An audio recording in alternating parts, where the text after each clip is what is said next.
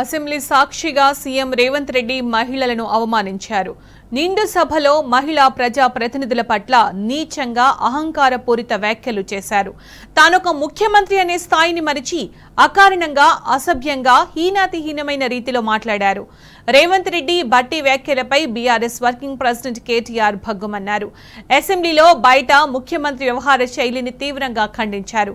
CM వ్యాఖ్యలకు నిరసనగా ఇవాళ రేవంత్ దిష్టిబొమ్మల దహనానికి కేటీఆర్ పిలుపునిచ్చారు.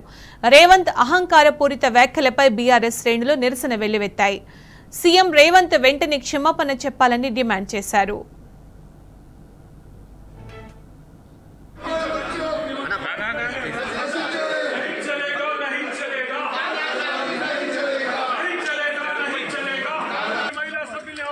मुख्यमंत्री नहीं चलेगा नहीं चलेगा नहीं चलेगा नहीं चलेगा नहीं चलेगा नहीं चलेगा नहीं चलेगा नहीं चलेगा नहीं चलेगा नहीं चलेगा।